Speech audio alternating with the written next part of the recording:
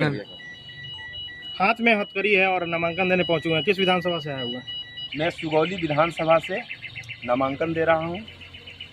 आपन माटी आपन पार्टी के बैनर तले किसान स्वराज दल का उम्मीदवार हूं और सुगौली विधानसभा से।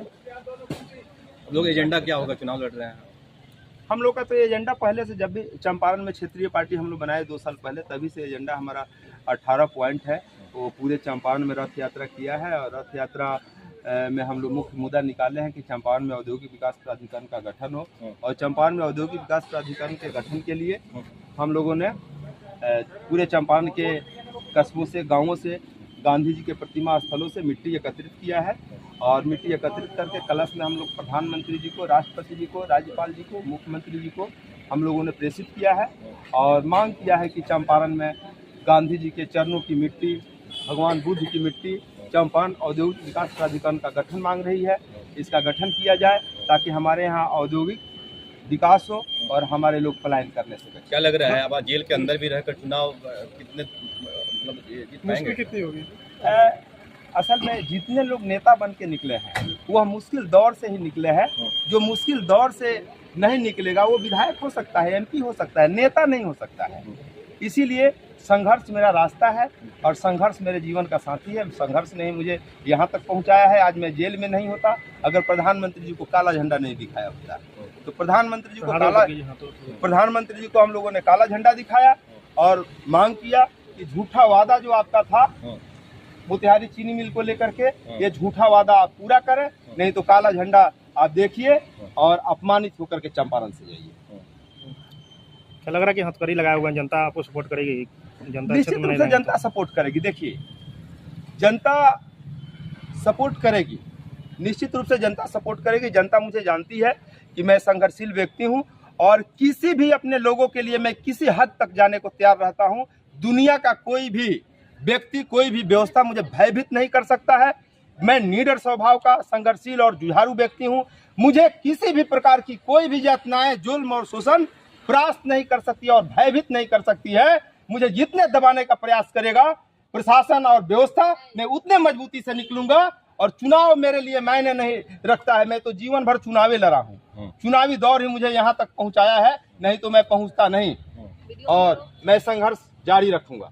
कब तक ये जनता के बीच रहेंगे? ये कोर्ट का मामला जो समाप्त होता है उसके बाद जेल का? कोर्ट का मामला समाप्त होगा, कोर्ट जैसे बेल देगा मैं बाहर निकलूंगा। तक उम्मीद लगाया जा सकता है? देखिए, अभी तो कोर्ट की ये व्यवस्थाएं हैं कि आप समझ सकते हैं कि कई दिनों से ऑर्डर में रखा हुआ है। मैंने ऑर्डर, मेरे बेल देना है तो दे दो, नहीं देना है खत्म कर दो, रिजेक्ट कर दो, हाईकोर्ट जाएंगे।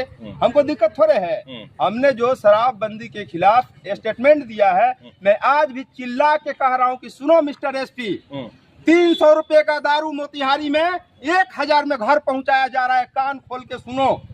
अगर पूरी चौकसी तुम्हारे जिला के सारे बॉर्डरों पे है तो यह दारू मोतिहारी में पहुंचता कहां से है?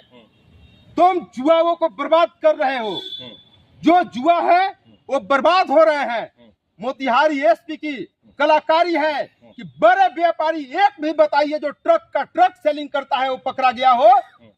मुजफ्फरपुर का व्यापारी है, मोतिहारी का व्यापारी है, जो शराब माफिया है, नहीं पकड़ा जाता है। एक गरीब का बेटा 300 रुपए बोतल पे फायदे के लिए लेके जाता है, वो सड़क में पकड़ा जाता है। यही सच्चाई है। क्या अपील रहेगा? और शराबबंदी यह गलत नियम और नीतियों का परिणाम है। इसमें सुधार होना चाहिए। सुधार नहीं होगा तो हमारे चंपारण में जितने लोग हैं सारे के सारे जुआ मुकदमे के भुक्तभोगी होंगे। और 1 मुकदमे, 2 मुकदमे, 4 मुकदमे, 5 मुकदमे अगर झेल लिया तो वह निश्चित रूप से अपराधी की तरफ कदम बढ़ाएगा, वह जुआ अपराधी बन पाएगा। शराबबंदी के खिलाफ, शराबबंदी के पक्ष में कोई ऐसी सरकार की योजना और व्यवस्था नहीं है। एसपी साहब और डीएम साहब के माध्यम से मैं मांग करूंगा कि रियल में शराब बंद करना है तो आप गांव में मूव कीजिए, ट्रस्ट के माध्यम से, सामाजिक कार्यकर्ताओं के माध्यम से आप मूव कीजिए और जनता को समझाइए कि शराब पीना गलत है, शराब पीने का परिणाम गलत है। अगर यह नहीं है तो आप कहीं ना कहीं से जिला में आपके बिना संरक्षण का नहीं आ सकता है।